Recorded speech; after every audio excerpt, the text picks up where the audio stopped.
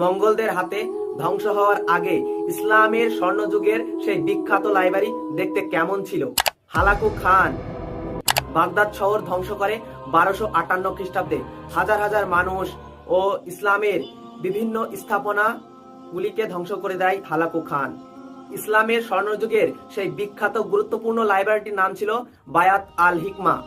বায়াত আল হিকমা শব্দের অর্থ হচ্ছে জ্ঞান গৃহ। এই লাইব্রেরিটি জ্ঞান গৃহ হিসেবেই পরিচিত ছিল, কারণ এই জ্ঞান গৃহে বিভিন্ন দেশের গণ্যমান্য পণ্ডিতরা এখানে জ্ঞান অর্জনের জন্য আসতো। ধারণা করা হয় এই লাইব্রেরিতে কয়েক লক্ষ বই, বিভিন্ন পাণ্ডুলিপি ও একাধিক দলিল ছিল এই লাইব্রেরিতে।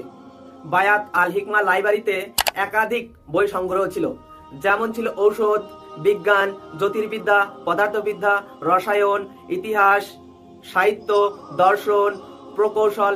এছাড়াও একাধিক বই এই লাইব্রেরিতে সংগ্রহ ছিল।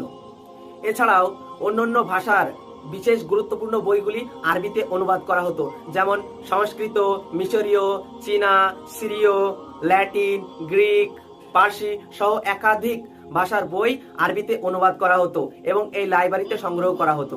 এই বিভিন্ন ভাষার বই অনুবাদ করার জন্য ধারণা করা হয় 67 জন অনুবাদক ছিলেন এবং তাদেরকে উচ্চ মানের বেতন দেওয়া হতো। কথিত আছে অন্য কোনো ভাষার গুরুত্বপূর্ণ কোনো বই যদি আরবিতে অনুবাদ করা হয় তাহলে সেই বইয়ের ওজনের সমপরিমাণ স্বর্ণ উপহার দেওয়ার ঘোষণা করেছিল আব্বাসীয় বংশের শাসকরা। এটাও কথিত আছে বাগদাদ শহরকে ধ্বংস করার পর সমস্ত বইগুলিকে পুড়িয়ে দেওয়া হয়েছিল আর বাকি কিছু বই টাইগ্রিস নদীতে ফেলে দেওয়া হয়েছিল। কথিত আছে টাইগ্রিস নদীতে বইগুলি ফেলে দেওয়ার পর সেই বইয়ের লিখিত কালো রংগুলি নদীতে মিশে সেই নদীর জল কালো হয়ে গিয়েছিল। সেই মুসলিম জাতি আমরা, আমাদের উপরে দুর্ভাগ্য, যাদের ইতিহাস ঘাটলে দেখা যায় পড়াশোনার দিকে কি পরিমাণে অগ্রগতি ছিল, আজ আমাদের অবস্থা কোথায় এসে দাঁড়িয়েছে।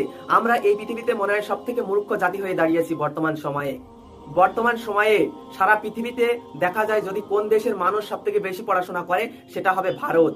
পৃথিবীতে কোন দেশের মানুষ সব থেকে বেশি পড়াশোনা করে সেখানে রিপোর্ট দেখলে বোঝা যাবে যে ভারতের মানুষ সব থেকে বেশি পড়াশোনা করে। প্রতি সপ্তাহে 10 ঘন্টা 42 মিনিট বুক রিড করে। আর সেই আমরা ভারতীয় মুসলিমরা সব থেকে মূর্খ জাতিতে পরিণত হয়েছি।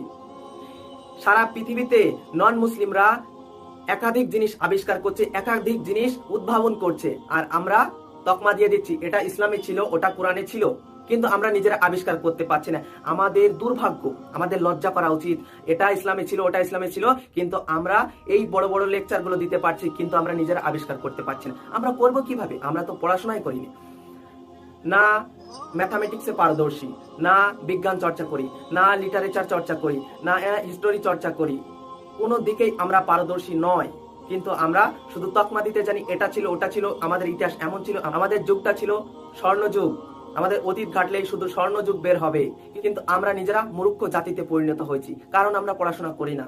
আজকে কেউ কিছু শিখতে গেলে এটা হারাম, ওটা বেদাত, এটা অমুক, এটা তমুক বলে আমরা রাস্তাঘাটে যেখানে সেখানে ফতোয়া দিতে শুরু করেছি। কিন্তু আমার সন্তান আজ ধর্মচর্চা তো দূরে থাক, পড়াশোনা মতো ঠিক মতো করে না, সে একটু এগিয়ে যাচ্ছে না, সে নেশাগ্রস্ত হয়ে গিয়েছে, সে বিভিন্ন মদ ড্রাগস অ্যাডিক্টেড হয়ে গিয়েছে, সে বিভিন্ন অশ্লীল কাজের মধ্যে ঢুকে গিয়েছে, সে সবসময় খারাপ বেহায়াপনার মধ্যে ঢুকে গিয়েছে।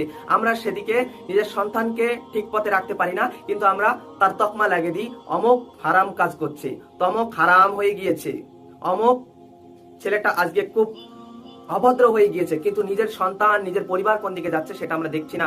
আমরা দিন দিন যত পড়াশোনা থেকে দূরে থাকবো তত মূর্খ জাতিতে পরিণত হব।